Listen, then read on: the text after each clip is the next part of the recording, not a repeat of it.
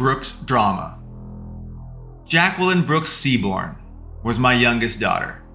Her eyes were green, hair red, frizzy and wild. Her face was peppered with freckles. She was slightly below average height and thin. Her teeth were perfect after years of wearing braces.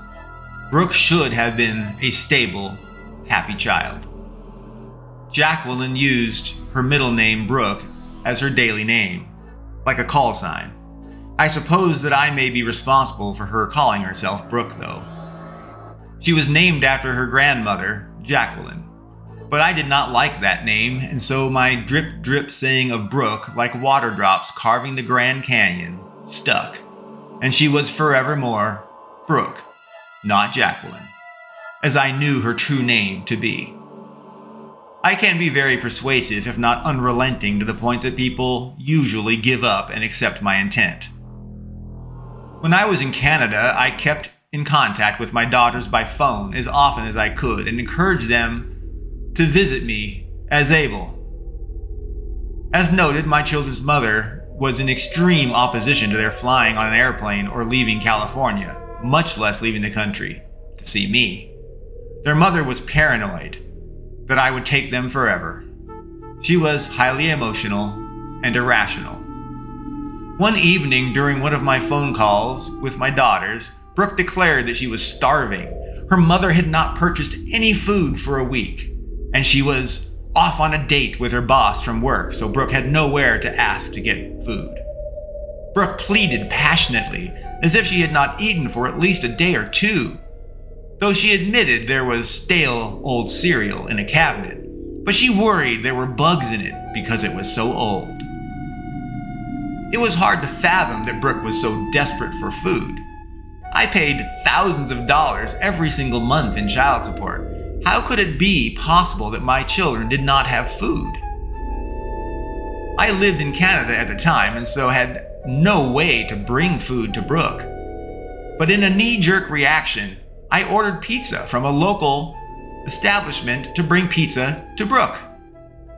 However, when they went to charge my credit card, they had issues with it because it was a Canadian-issued credit card, and they did not want to honor a foreign purchase, especially over the phone. They asserted it could be fraudulent, and they had no way to pursue it if it were defrauding them. It made no sense in the end, though. I explained that I was ordering pizza for my daughter there in Novato, California, where she lived at the time with her sister and mother. Because her mother had neglected to stock the house with food, she was there alone. I answered their worries of international fraud, detailing that I was divorced and my children lived in Novato, which is why I had a Canadian credit card, address, and telephone number. Once the clerk had heard my story, he said he would deliver a pizza to Brooke, but it would be for free. It seemed odd that the pizzeria preferred to give Brooke a free pizza than take a risk and charge a foreign credit card. I mused, well, what could happen? Either way, they were out of pizza. In this case, they're not getting paid for it. Their logic made no sense. Well, Brooke did get her pizza. The next day, I learned from her mother that the entire story was a lie. They had plenty of food. But being far away in another country, it had many sorts of deceptions and misunderstandings. I came to feel their mother took advantage of the distance to control things, and control the relationship that I had with my children. Despite legal battles and tremendous emotional duress, I could not win the right to see my daughters or care for them directly, only give money. Brooke struggled as a tween and teen to find her identity. Her insecurities and evident psychiatric issues drove her to self-medicate. And self-medicate she did in a very big way. Her mother had moved to Berkeley to live with her latest boyfriend and fiancé, eventually a husband, and then divorced him later too. Unfortunately, Berkeley was full of drug dealers and drug users and addicts. It even had public parks with openly crack pipe smoking addicts sitting around, walking about, exchanging drugs. with no concern that they might be interfered with by police. Brooke found friends in Berkeley's stoners and parkies, as they were called. All the kids and young adults that drank alcohol, smoked cigarettes and marijuana, and abused harder drugs. They all went to the parks, and they were all willing to share them with her. Brooke sniffed paints and glues and cleaning agents. She huffed Whippet CO2 cartridges through balloons. She drank booze and smoked tobacco. She loved weed most of all. OxyContin and heroin were hardcore drugs of choices. My daughter Brooke had become a major druggie, a major addict. Her friends both reinforced her self-destructive behavior, and they supplied her with drugs and the venues to use them. Of course, Brooke had no money or a job, so she turned to crime. She stole things. She became a drug runner, as an underage girl delivering illegal dope to people from an adult drug dealer. If she were ever caught, she would just face a little, if any, punishment, whereas a drug dealer as an adult, if caught, would face potentially a very long time in prison, even lifetime. Brooke provided a service to stolen good fences and drug dealers in exchange for her own drugs that she could use for herself. When Catherine and I had moved to Washington State in the United States from Canada so that I could take a job with Microsoft Xbox, more on that later as well, things had become so bad that even Brooke's mother had recognized Brooke was lost. Brooke had been found half naked on a park bench in the morning by police in Berkeley. She stayed out days and nights at a time and would show up at home drug or drunk crazy. She would cut school. She would not do homework assignments. She was known by the local police, but as the teenage girl that they generally looked the other way for and just took home because she was adrift. Remarkably, the paranoid, hyperprotective mother not only agreed, but asked me to take Brooke to live with us, Catherine and me. I asked that both Amanda and Brooke live with me, but their mother refused to let Amanda come with Brooke and live with me. Without a choice in the matter, I embraced only Brooke coming to live with us. I always wanted to be and intended to be there for my daughters, so I would at least be there for Brooke. Brooke came to live with Catherine and me in Washington State. Over several months, Brooke feigned improvement and integrity. She had her own room and dedicated bathroom. She had free access to the house and a media room. We took her shopping to make sure she had appropriate clothing for the Pacific Northwest and school. She had ratty, hole-ridden, stained clothing when she had arrived.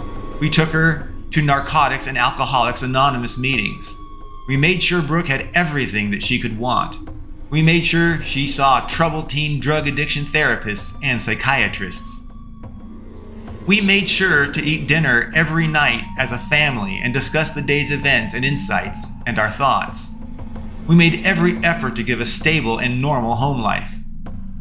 But Brooke's deception could not last and became exposed. She had been sneaking out at night and taking drugs. She had lied about her drug school attendance and work completion and grades. When we spoke with her teachers, they described a largely non-participating pariah that had more interest in disruption than learning. They did not want her in their classes, and so were not unhappy that she was cutting and avoiding them on a regular basis. Video games and small items in the house vanished from the media room and throughout. Since they never were found again, despite our moving, I remain convinced that I was right then, that Brooke stole the items and hawked them for cash to pay for her dope. Brooke went online and pirated movies, music, and software. She stole so much software using common BitTorrent apps that she was actually caught by the cable provider, or Internet Service Provider, ISP. Of course, I received the litigious letter threatening to sue me for Brooke's copyright infringements, $250,000 potential lawsuit, and of course, potential jail. I installed a secondary access point with its own security just for Brooke. That way she could use the internet, but only on sites that I had determined were acceptable. She could not go to her bad or inappropriate sites. She hated being monitored and blocked from her illicit sites. Things reached a peak with Brooke running away. She had met a local drug dealer that employed underage kids to deliver illegal drugs to clients. He gave Brooke a place to sleep and drugs to use, and a son that she could play with. The Seattle police informed me that Brooke was 14 years old, and in the state of Washington, she had a thing they called a right to voice, which meant that she had a right to choice of where she lived. That included where she did not live, and so they could not bring her home to me or anyone that she did not want to go to because she was 14 years of age. But it was against the law for an adult to harbor a minor, anyone under 18 years old. The drug dealer was therefore criminally harboring a minor, Brooke. Through a series of stakeout watches, Catherine had found where the drug dealer's home was, and thusly where Brooke was staying. The police were called, and eventually they pressured the drug dealer to cut Brooke loose. But she was desperate as a result. She did not want to return to living with Catherine and me, and she did not want to go home, and she had nowhere to flop. And she had nowhere to get her drugs. Her dealer, her employer, and her home were all fired right then. Brooke called her mother desperately, reluctantly, and pleaded to return to Berkeley, and she swore that she would be good and be clean. Her mother, easily duped by Brooke, rehearsed sobbing and dramatic motions, fell for it. Brooke met her mother at a burger joint called the Fat Burger in Bellevue, Washington. There, they conceived to transport Brooke to Alpine Academy as soon as possible. Alpine Academy was a rehab center. Even combining the time spent in Washington on the lam and living in the homeless shelter with expediting her enrollment into Alpine Academy, there were days in Berkeley that Brooke would have to go and could get into trouble. Now, I recommended Brooke just stay in Washington before going to Alpine. Stay with us, at least a hotel. But they would not have my ideas, as usual. They rejected the idea and returned to Berkeley according to their hastily made plan. And so, Brooke returned to live with her mother in Berkeley, making similar vows to be good and clean as she did with me. Brooke was good at promising, but she was bad at keeping her promises. There have been many times in my life that people would jaw drop in dismay at how I divined a solution out of nowhere that was pivotal to a previously impossible problem. They would wonder how I knew everything about everything. No topic confounded me. Instead, I demonstrated a vast range of knowledge and expert depth in many disciplines, sciences, and engineering domains. In deference to the movie Star Wars, people would project that I was a Jedi Master. Only that could explain my magic and powerful skills over technology and people. Brooke conversely used her Star Wars force for evil goals, thereby making her a Star Wars Sith Lord.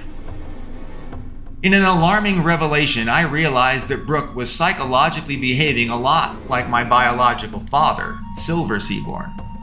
He was unquestionably a Sith Lord.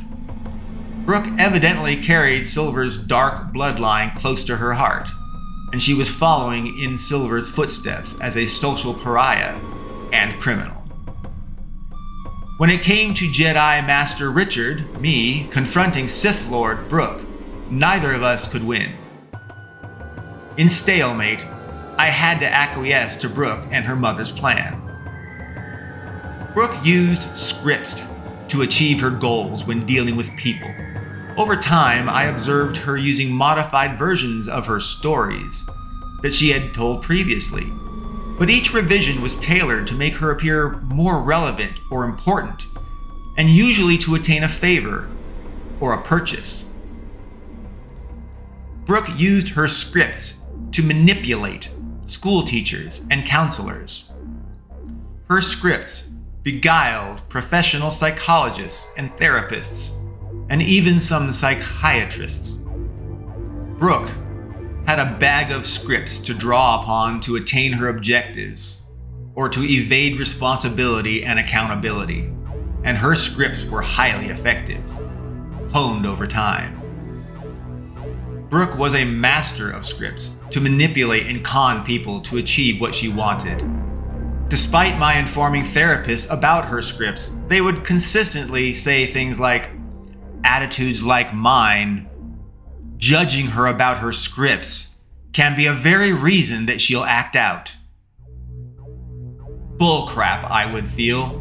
They would all eventually confess that they were wrong and that I was right. And they were always embarrassed, even ashamed, that they were duped. Fortunately, they were able to admit their error and presumably learn from it when dealing with future script-using manipulators. But each time a therapist trusted and empowered Brooke's deceptive scripts, she learned its efficacy and refined it further for deployment on her next target mark. Like I said, Brooke was a master of manipulation. Her scripts were a critical weapon in her toolkit. I had no faith in Brooke honoring her commitment not to use drugs or drink alcohol, much less not smoke cigarettes or marijuana, even for the few days before going to Alpine Academy. But I crossed my fingers that she would at least get on the plane with her mother to go to Utah. Once there, I was confident that she would go the rest of the way to Alpine.